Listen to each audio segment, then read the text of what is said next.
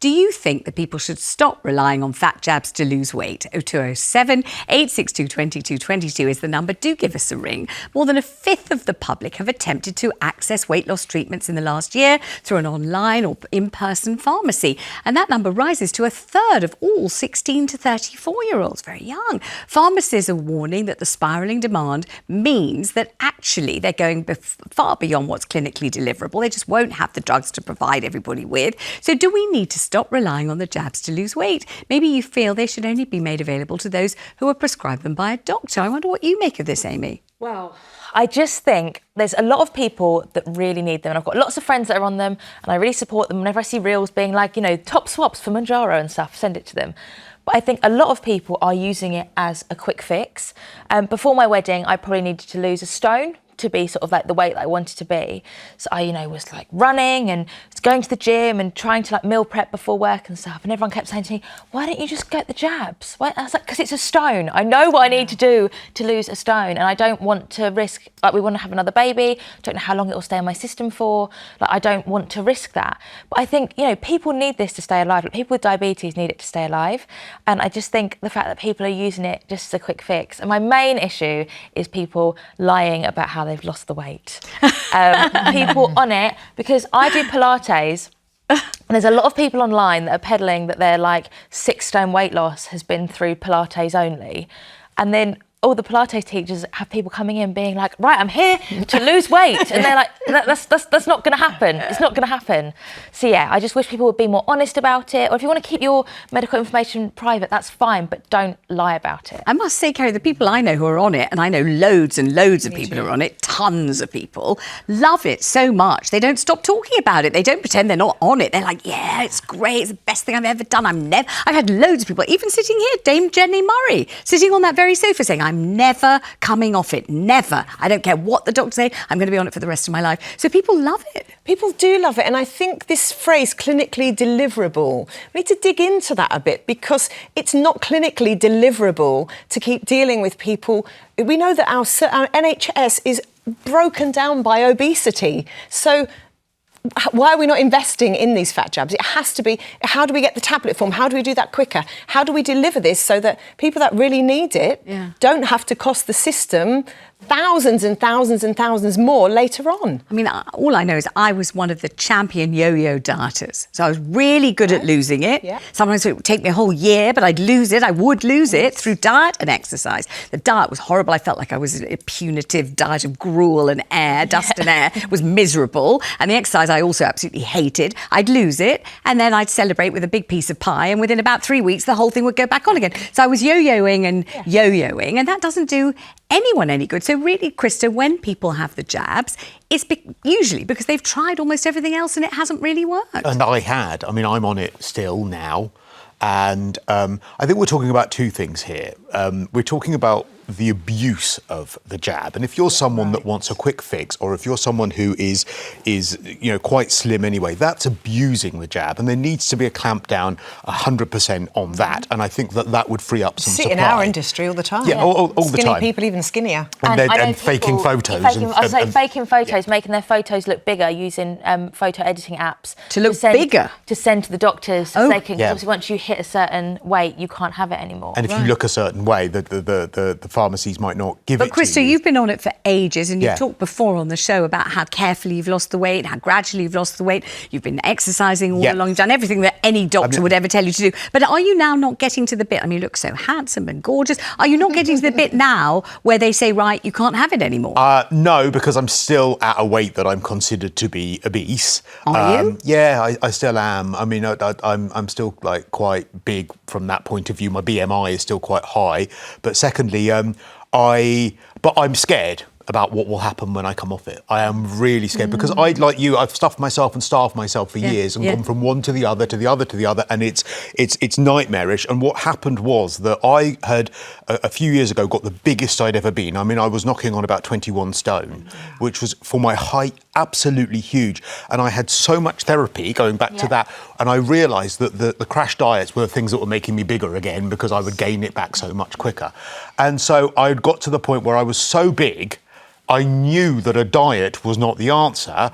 And any time I tried to restrict myself, I would end up going back and getting bigger again. So I had no other option, really, after having tried everything, than to go on to this jab. And it has changed my life. The food noise has stopped, but it also gave me the motivation. I've just come back from 11 days in Morocco. I worked out 9 days of those, and it was a holiday. Gosh. Why? Because I'm making myself do it every day, and because I know it's working. So I think if it's for someone like me, then absolutely great. It's the abuse of it that is absolutely wrong. What will happen when you get to the point, and you obviously will, because you're really going great guns, where they say, right, your BMI really is right down now to a very acceptable level. Your weight is excellent for your height. So goodbye, thank you. That's the end of those prescriptions. What will you say then?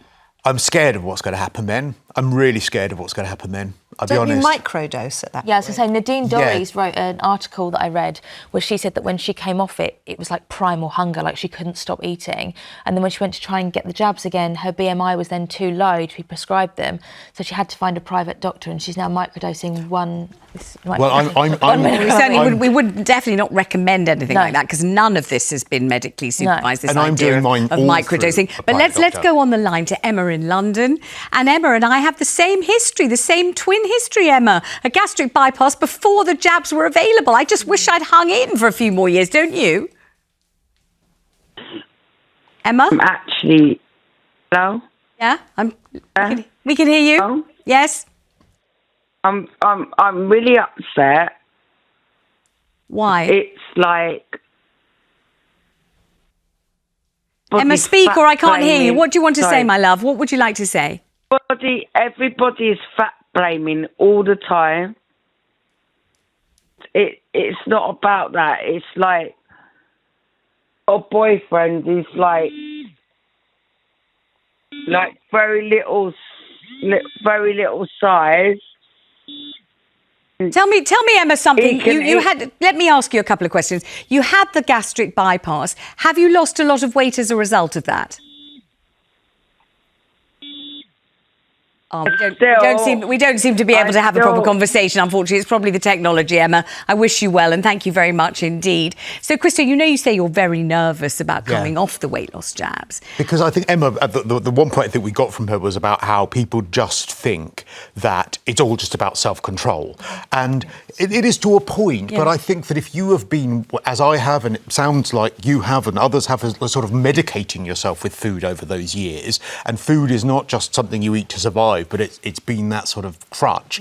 I think it's really difficult to get out of that mindset. Now, therapy's really helped me do that, but I'm worried about what's going to happen, and I do it privately. I don't get it on the NHS. I do it because I couldn't, so I do it privately, and so I'm going to have to start thinking of ways in which I can sort of transition out of it, because I can't take it forever. I can't be Jenny Murray.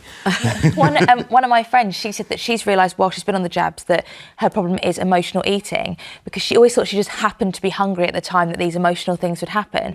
But now that she's not hungry, she's like, I need to eat. Oh, I don't actually need to eat. It's just that I'm upset about this. And can I just say something else really quickly? When you have been fat and overweight, you have so many more fat cells than a slimmer person that when you lose weight, you are 3 times as hungry as a slimmer person, because those fat cells, they don't go for 10 years. They don't die for years. And that was a nutritionist told me that. They sound like cartoon characters. Yeah, nasty fat cells. Let's go to Mandy in Kent. Mandy, you're feeling fabulous. Tell me what's going on with you. Hello there, Vanessa, and I love the show. You always look beautiful. Oh, you're lovely, aren't you? Thank you. Thank you very much. I've been on it for 2 months and I've lost 2 stone. Gosh, that was quick.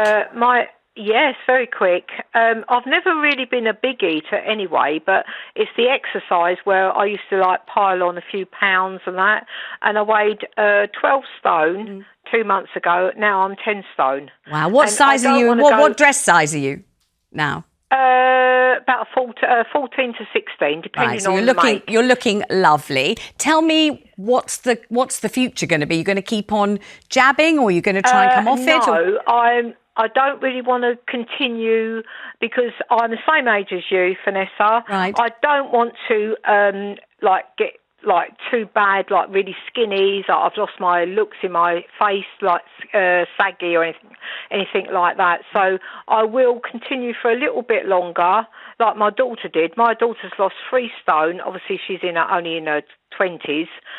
She's now come off of them, but still maintaining what she's eating. So that is a good thing. She's not overeating junk food or anything like that. And I probably will do the same. But I feel great on it. I don't know why people sort of try to put it down. I think it's a good thing. I don't feel hungry. And I feel great, and I always want a quick fix. I think it's interesting that you say you're not going for totally skinny. I'm going for as gaunt as possible. Yeah. Once in my whole life, Mandy, the newspapers, I think I was having some hellish emotional, probably a breakup as usual. And the papers put a picture of me and they said, Vanessa looking gaunt. I have treasured that. And you were like, my heart. Carry on. I thought, this is much more acceptable than fat. I was thrilled to bits, absolutely thrilled. So gaunt, that's always find that really aspirational. Let's go to Rose in London. Rose, what do you reckon? What do you think about the fat jabs? Should people try not to use them, do you think? No, I'm just concerned because I've heard so many different stories. It works for some people, it doesn't work for others. It caused some people serious ill health problems. My concern is this. I came to this country as a tiny child, and at that time, the only takeaway shops around really were KFC and the fish and chips shop. They were real treats once in a while.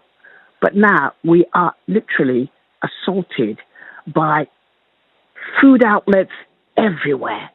It's like an epidemic. You can't get away from it. You're not supposed to cook. You're not supposed to eat healthily. And to me, it's a big conflict. The NHS is struggling. Obese people are struggling. And they're having these things thrown at them 24/7. They're being told she's not wrong. You're not wrong, Rose. I think everybody's nodding away about this because if people cast their minds back just a couple of decades or so, you couldn't just get food all over the place and you weren't expecting to eat at all times, but that all went out the window, right? Even the healthy takeaways. So I've been doing intermittent fasting and I lost 5 kilos in 8 weeks, eating at home, meal prepping. The last week I've eaten takeaways at work, but healthy takeaways but still, I've gained weight this week because even the healthy ones have really high calories because of the oils they're cooked in and stuff. Carrie, what's the answer to this? I think that people that need those fat jabs, it's been life transforming and we shouldn't take away from that. No. That's really, really important. There will always be downsides to it and there will always be people that abuse the system. But I think that Rose makes a very good point in as much as it's the processed foods, and actually we should be teaching in school as a GCSE subject cookery and actually being able to cook from scratch. And that food doesn't come on a bike. Yeah, exactly. And it will take 20 years, but we would have a new generation. Waiting for it to be ready and then eating Mindfulness. Yeah, basic spag bowl, all that stuff you should learn. If it were only as easy as that.